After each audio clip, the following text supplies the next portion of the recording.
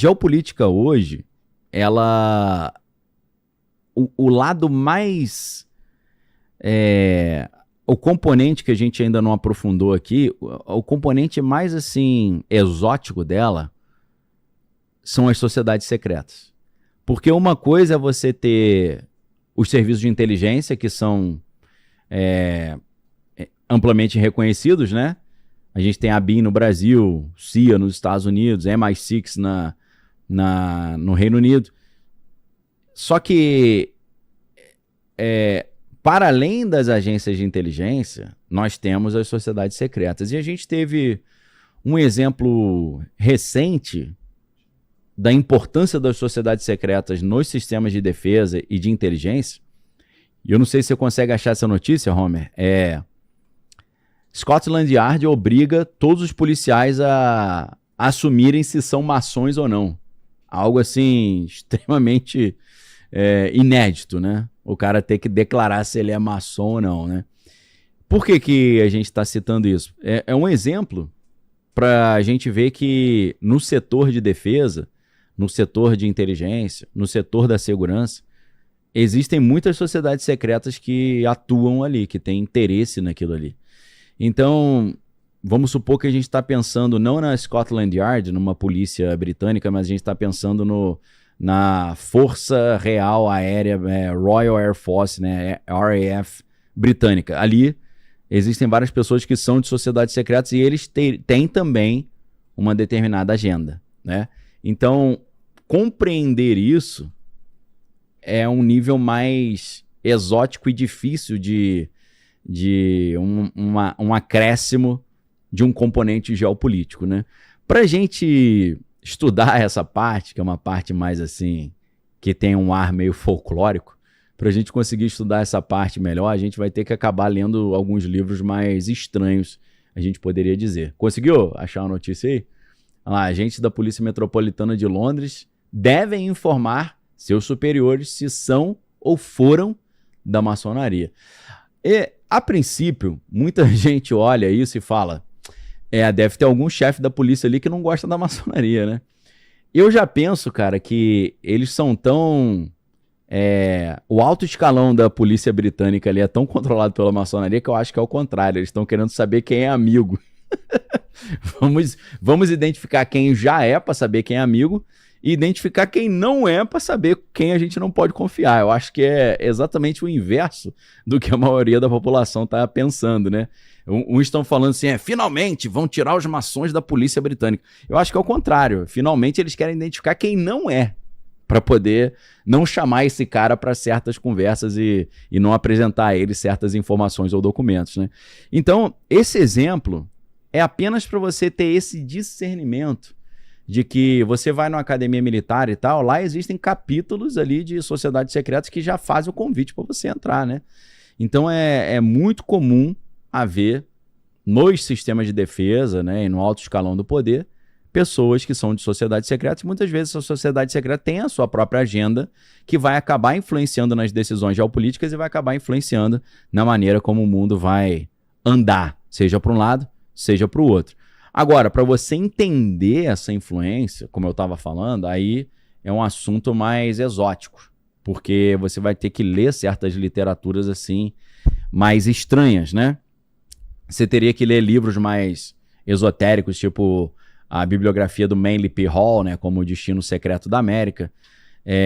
Você teria que ler, assim, um dos livros mais contundentes nesse sentido, que mostra como o alto escalão do poder e os tomadores de decisão têm certos vínculos e esses vínculos determinam ali algumas opiniões e posições. É uma série de livros de um italiano chamado Leo Zagami. O Leo Lion Zagami, né, que se auto-intitula membro da nobreza italiana misturada com a nobreza britânica, né? Lion seria a família nobre britânica e Zagami uma família nobre italiana. O Leo Lion Zagami, ele se tornou, de certa forma, um dissidente assim, das sociedades secretas, apesar de que ele criou uma própria sociedade secreta dele. Ordem Spiritualis Universalis, um negócio assim, se eu não estou enganado. Esse aí mesmo. Esse cara, ele escreveu uma série de livros chamado... Eu tenho a versão original em italiano, que é Confessione di un Illuminato. Em inglês tem Confessions of an Illuminati, né? Confissões de um Illuminati. Aí você olha, aparentemente, você fala, que palhaçada, né? Que bobeira isso. Mas se você pegar o primeiro tomo, o volume 1, eu acho que já estava no volume 12, e não são livros pequenos, no próprio volume 1 ele vai mostrar como vários expoentes do setor de defesa, do setor da economia, do comércio internacional, o comércio internacional de armas, o comércio internacional de combustível, né? Os grupos, ele vai mostrar como é que esses caras todos são cada um da sua respectiva ordem ali e tem a sua respectiva agenda. Então, se a gente, por exemplo, vamos supor aqui uma hipótese altamente ilustrativa. Vamos supor que para além dos interesses dos Estados Unidos e da Rússia, para além dos interesses individuais de Donald Trump e Vladimir Putin, Donald Trump e Vladimir Putin pertencem a uma única e mesma sociedade secreta, que acima dos interesses da Rússia e dos Estados Unidos e dos interesses individuais de Trump e Putin, tem também o seu interesse. Então, acima da aparente dicotomia que a gente poderia imaginar entre Rússia e Estados Unidos, existe ali uma afinidade mais subterrânea entre eles, e essa afinidade, em tese, nos ajudaria a entender algumas das posturas e atitudes que, aos olhos de um analista geopolítico clássico, seriam impensáveis. Eu tenho, baseado nessa hipótese de que Trump e Putin são membros de um mesmo e único grupo secreto, ou sociedade secreta, que não é nada de, meu Deus, sociedade secreta. Tem várias aí, né? A maçonaria mais famosa. Eles têm uma agenda e essa agenda envolve, obviamente, o desenvolvimento de uma ordem mundial nova, uma ordem mundial que vai superar a ordem mundial que surgiu no final da Segunda Guerra Mundial, né? Que é a ordem mundial que chama Rules-Based World Order, ou ordem mundial baseada em regras, ou ordem mundial liberal, comandada pelos Estados Unidos ali, que se consolidam depois da Segunda Guerra Mundial como a maior potência bélica, o dólar sendo a reserva de valor global e instituições internacionais garantindo ali a boa convivência e um relacionamento aberto entre os países, né? A gente vê a Organização Mundial do Comércio, Banco Mundial, a Organização Mundial do Trabalho, a Organização Mundial da Saúde, Organização das Nações Unidas, né? Todas essas organizações de abrangência global que viabilizam essa ordem mundial baseada em regras.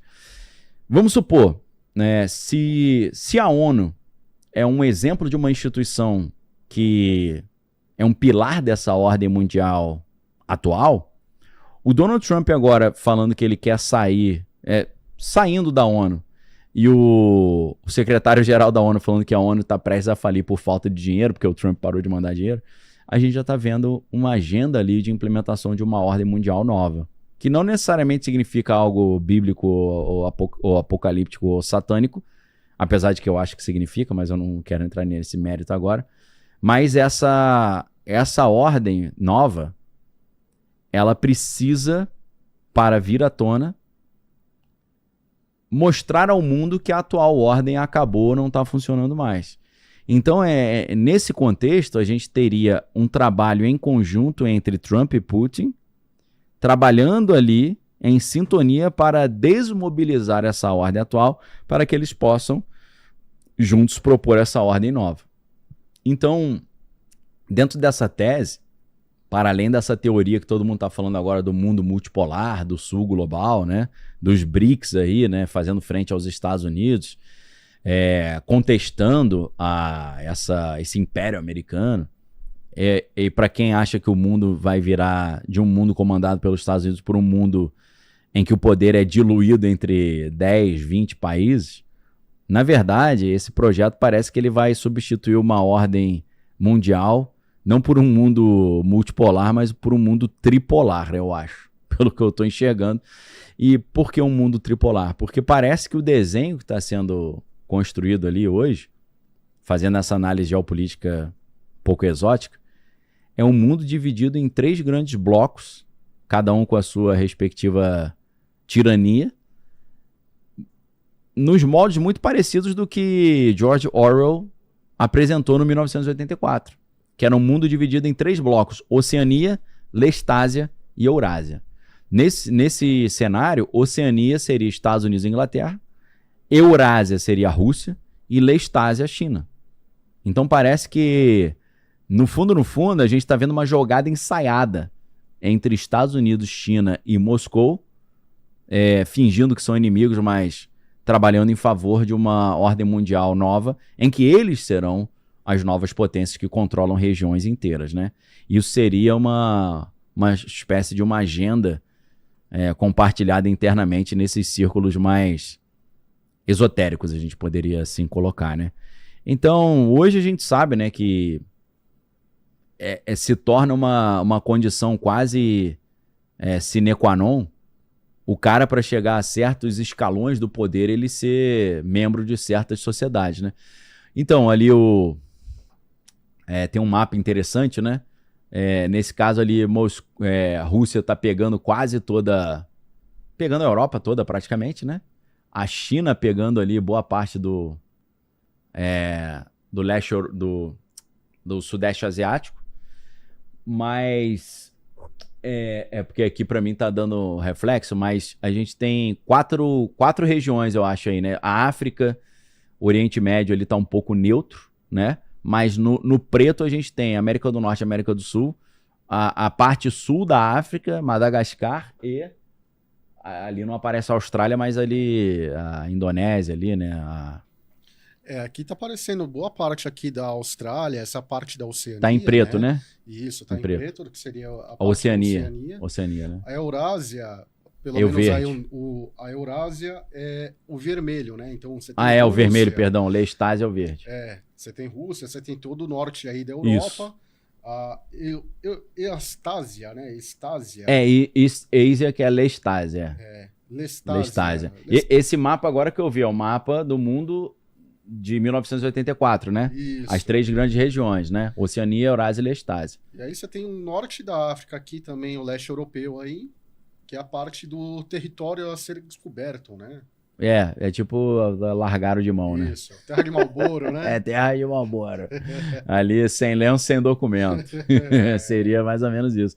Então, nesse enquadramento, né? Eu acho que o mundo está indo mais ou menos para isso, meio que como acordo, né? Então, aí o cara fala, pô, Daniel, você está fazendo análise geopolítica com base em fofoca de sociedade secreta, mais obras de ficção do 1984? Olha o mapa recente que o presidente Donald